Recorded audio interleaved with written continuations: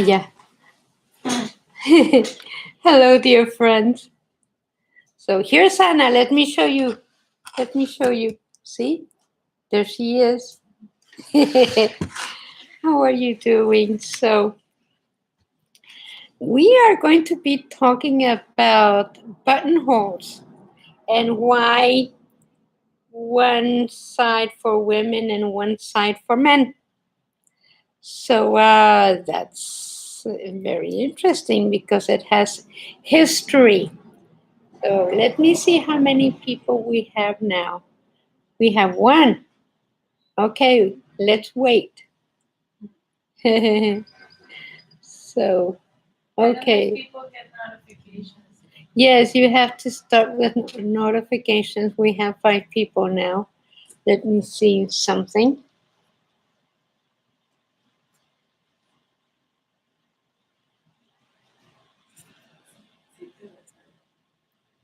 ¿Mm? ¿Se nota?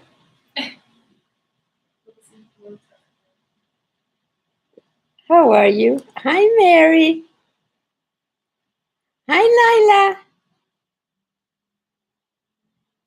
Mary and Sue and Nancy.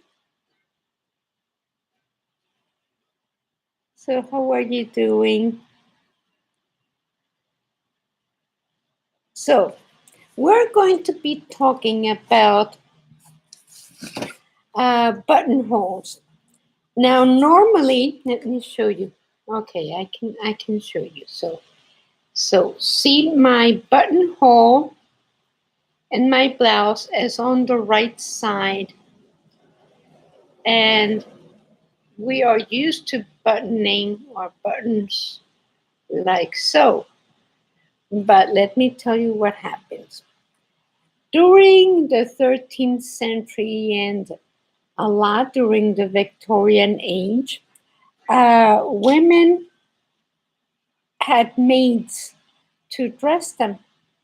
Before that, they used like cords, like they would have a hole on one side and a hole on the other side, and they would pass cords from one side to the other, like your shoelaces. So that's what they used to do. Remember the corset? The corsets, they were so tight to make that hourglass figure and all that kind of thing. And so they get and pull. Anyway, people got tired of those things and they still used corsets, but they decided that rich women could afford buttons. So they could have the button on one side and the hole on the other side and just pass your button through the hole like so. And so what happens is that men could dress themselves and that was fine. And but women, uh, especially women that could afford buttons, had people to dress them. And they had their maids, they had, anyway, women would not, did, they did not think too highly of themselves, and they were very passive and very, they spent a long time doing their hair, and men just wore wigs, punk.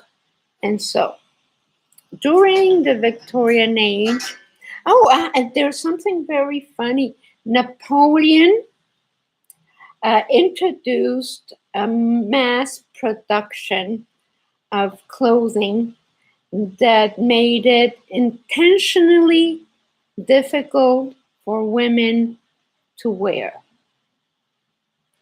So, it's like, what are you doing? But besides being so restrained, women had a lot of intestinal problems. they had a lot of miscarriages and a lot of intestinal problems. And anyway, that's what happened. But then women that could afford buttons, which was around the 13th century, and later during the Victorian age, and then they came up with buttons and buttonholes, and they were very elaborate. So they spend a long time, like they didn't have plastic then, but they used like stones or ceramics or things like that. Anyway, men later used them because they were showy and they would, be all gold or silver and stuff. And then came the military age where men wore flashy stuff and buttons and pins and all kinds of things. And so that's what happens. Now, since that it was a concept that women were very dependent back then, and uh, they were not able or willing to dress themselves. So the maids would have difficulty doing their buttons, and so it became they did it the other way around. So men could dress themselves this way, which was okay, and then the maids found it easier to dress them like that, the women. So that's the history of buttons, and we kept it. And I don't know why, but we kept that constant. And so now we still have, let me show you. So I have a blouse here. You see, I have a blouse. And so, of course, men had the buttons on one side, and we have the buttons on the other side. And now, what I decided to do with baby things, like I'm making a top-down baby sweater. What I decided to do is sometimes you don't know if it's going to be a boy or a girl, and so you choose a color that can be okay for boy and girls. And that's another thing. Why blue for boys and pink for girls? And if you don't know what the sex is going to be, you go with yellow or green. And like I have seen babies dressed in orange and red and colors like that because things change. So what I decided to do is make buttonholes on both sides. See them?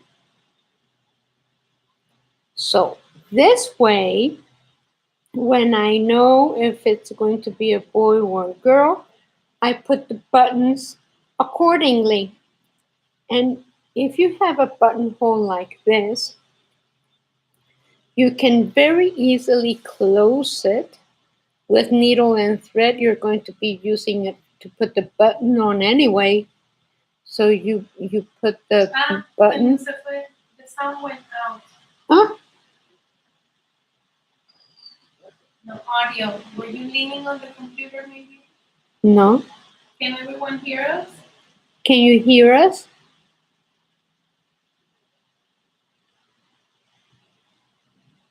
It's working for me. Okay, Tooth Fairy says it's working for her. The sound came back for me, she says. Okay. We have sound, but Nancy and Nancy. cannot hear us. Now she can. I don't know. Okay. So I will continue. So if you decide which, if it's, no, if it's not like you can decide, but if it's a boy or a girl, make the two buttonholes, one on each side. And then when the baby is born and you know if it's going to be a boy or a girl, let's make believe that it's going to be a, so it has to, the buttonholes for women has have to be on the right side of your blouse, of the blouse, not looking at the blouse, but of the blouse. So the buttonholes have to be on the right. So if you see, if this is going to be for a girl, the buttonhole is going to be here, and you put the button here. Use your needle and thread that you're going to be using to put the button anyway. So close the hole and then put the button.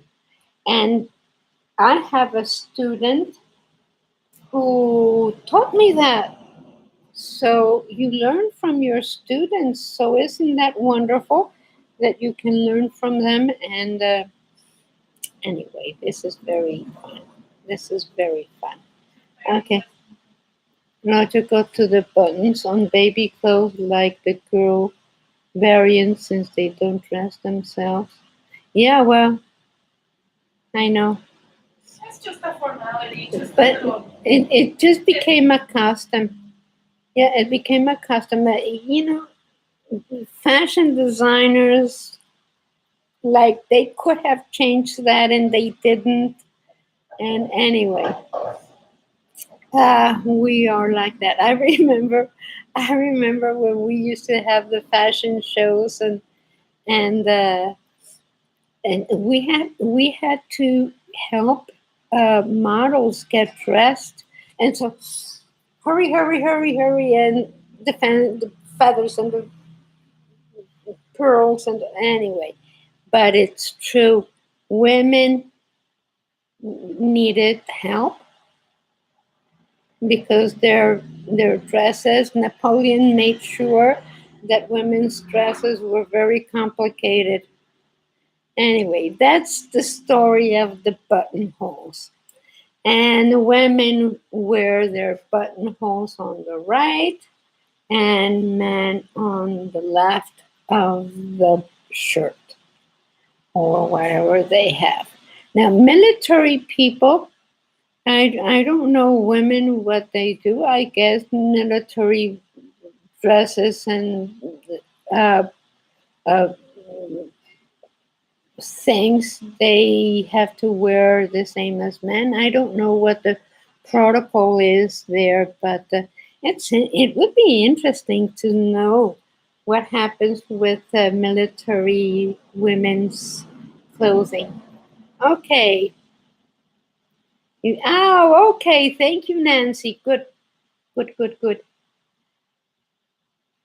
Have a Bluetooth speaker. Okay. All right, you fancy people. I don't have a Bluetooth thing. Anyway, thank you, thank you. Let's see what it is that you think about the buttonholes, because sometimes they are, we know that women's sweaters and dresses, you make the buttonhole on the right, but what happens? Um, it that's now for babies. Not do that. Do what I told you. Put the two, or put it on each side, unless you are sure that it's going to be a boy. Then put your buttonhole on the left. Okay. So buttons are a very interesting topic, because what are you saying? No, she's just saying fancy people. Right. Well, that's what happened. It was it's history. It's very interesting. You can the Smithsonian Institution has an article, very interesting article on the history of buttonholes, and it's one of those things that when you're a designer, those things. Well, I mean, everybody knows. But I remember when I first started doing my designs and my knittings, that I would run to my closet and see which side was the buttonhole, so that I could make sure that I'm doing it on the right place. And well, it is.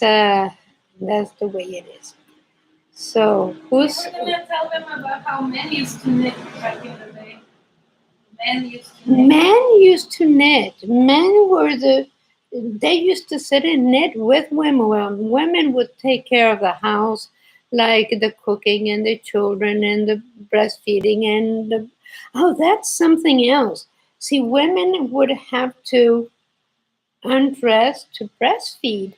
So, it had to, anyway, that's something else. But back then, they would use like the cords, like they would use like strips of uh, uh, wicker or what, different things, and animal skins, and so that's what happens. And menu. I don't know if you saw that series, uh, Outlander, and it shows how women and men both knitted. So back then, yes, and men were the ones in charge of the textiles, and they would put the color on them with plants. They would make the coloring with plants and roots, and they were the ones that did the textiles and the dresses and the manufacture of everything, because women were busy doing other things. Anyway, thank you, thank you. Let's see what else. Uh, Mary, I've never been a person, no? With with many compartments. I don't like handbags too much. I have them because I have to take my wallet, but I do not stuff it with stuff. Oh, Mary, my friend Mary Lloyd should be around there. She carries everything when we go when we go and have lunch at a restaurant that we like. She starts showing me things that she has in her bag, like she things that she just throws in there and she had no idea she had, and occasionally she'll find something pretty this size that has beads and embroidery and like amazing stuff she finds. Amazing. Anyway, thank you for being yes, carry the phone and usually a project or two. Not only that, Mary, I know what you carry. I know. You carry things that you don't know where to put and you stick it in your bag. Uh, okay, thank you for being with us. And I guess we talked about the buttonholes, stylish backpack. Yes, Anna has backpacks. They're pretty, and she doesn't have to carry it on her arm. She puts it in the bag, and that's fine. And even when she puts it only on one side, it looks kind of cute. I know you love gadgets. Mary once gave me a cork for wine bottles, and it had a light, and it did things like, oh, right, okay. We always carry too much, yes. Yes, Priscilla, you're right. But I don't. I really don't. I carry my wallet. I carry a little bag with lipstick and little things that I need, and my mouth thing because you can't go places, many places without it. Still, so you comply with what the rules are, and that's it. Okay, thank you very much for being with us. Say goodbye, Anna. Bye. Yeah. So, thank you, and be well and take care. And I will see you next Wednesday. Love you. Love you. Bye. Yeah.